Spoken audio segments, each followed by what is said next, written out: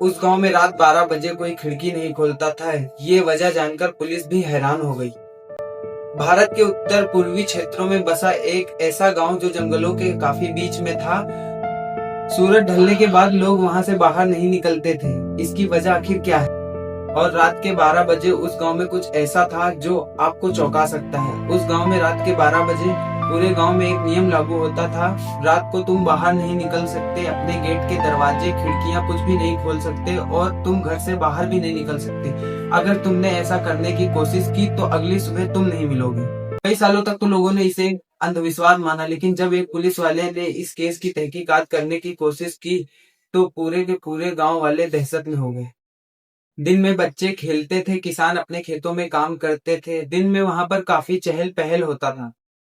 जैसे ही शाम होती पूरे गांव का माहौल बदलने लगता था। जैसे ही सूरज गायब हो जाता था सभी गांव वाले जल्दी जल्दी अपने घरों में आने लगते थे। जल्दी सभी खाने का प्रतिबंध कर खा पीकर सो जाया करते थे। आखिर ऐसा क्यों होता था? और सभी खिड़की दरवाजे बंद हो जाया करते थे। गांव के बड़े बुजुर्ग हमेशा बच्चों को यही सलाह देते थे कि अगर रात को कभी भी कोई किसी भी प्रकार की आवाज सुनाई दे तो घर से बाहर मत निकलना।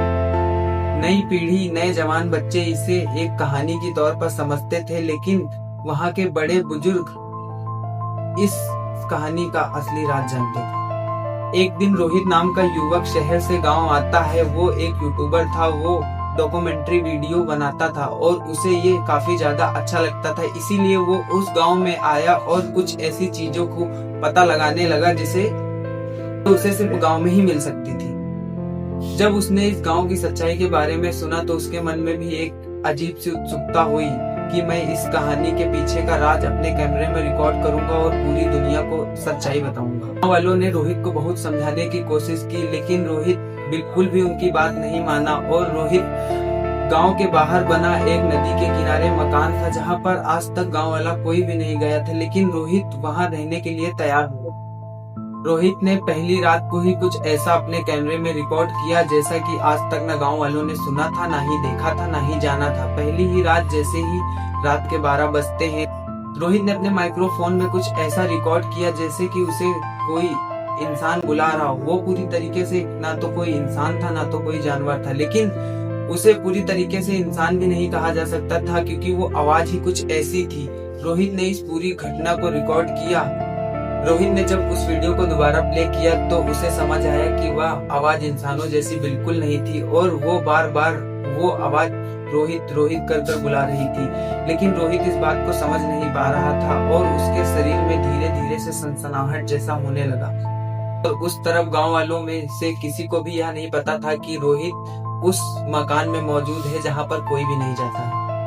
यह तो सिर्फ शुरुआती हिस्सा है और आगे के आने वाले भागों में कुछ ऐसा होने वाला है जिसे सुनकर आप सभी के रोंगटे खड़े हो जाएंगे। उस आगे आने वाले सच में जंगल के कुछ ऐसे राजों के बारे में पता चलेगा जो कि अभी तक किसी को भी नहीं पता है। रोहित उस रिकॉर्डिंग को सुनने के बाद रोहित पूरी रात सो नहीं पाया। वो बार बार उसी रिकॉर्डिंग को सुन रहा था और उस रिकॉर्डिंग की सबसे खास बात ये थी कि उस रिकॉर्डिंग में रिकॉर्ड हुई आवाज में ना ही कोई गुस्सा था ना ही तो कोई डर का माहौल था। उस आवाज को सुनने के बाद रोहित को ऐसा एहसास होने लगा जैसे कि उसे कोई प्यार से अपने पास बुला रहा हो। अगली सुबह रोहित फिर से गांव में गया और गांव में सभी को इकट्ठा करने के बाद उसने सभी गांव वालों से पूछा आखिरकार इस गांव का राज क्या है। कोई भी उस सच्चाई को बताने के लिए तैयार नहीं था। रोहित ने काफी देर तक सभी से पूछने की कोशिश की, लेकिन किसी ने भी ये बताने की कोशिश नहीं की। तभी बीच में से 80 साल का बुजुर्ग निकल कर आता है और उस बुजुर्ग ने रोहित से बोला कि बेटा कभी कभी कुछ सच्चाइयों को जानना हमारे लिए हानिकारक हो जाता है। लेकिन रोहित ने तभी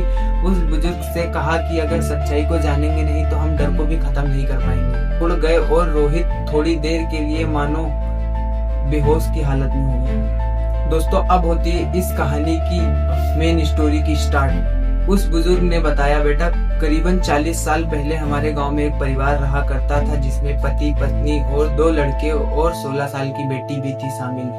तभी अचानक एक रात कुछ ऐसा होता है जिस रात के बाद कभी कुछ नहीं होता है।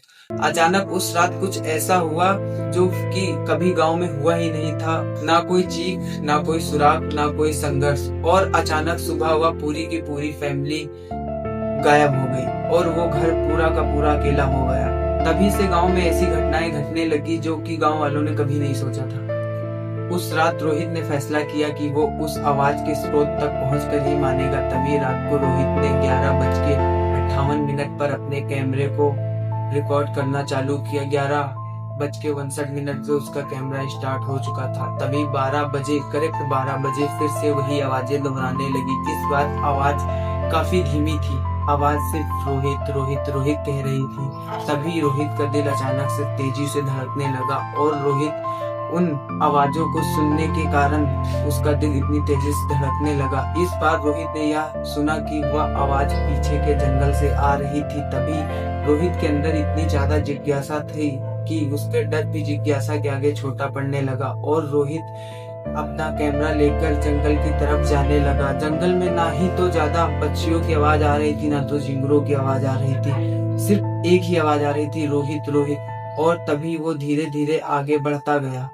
दोस्तों, जंगल पूरी तरीके से शांत था। वह ऐसा जंगल, रोहित को जंगल में जाने के बाद कुछ ऐसा लगने लगा जैसे कि जंगल किसी चीज का इंतजार कर रहा हो, किसी के आने का इंतजार कर रहा हो। दोस्तों, इस कहानी को हम यहीं से रोकते हैं और इस कहानी का नेक्स्ट पार्ट हम अगले दिन लाएंगे और उस कहानी में कुछ ऐसा होगा जिससे हम जंगल का पूरा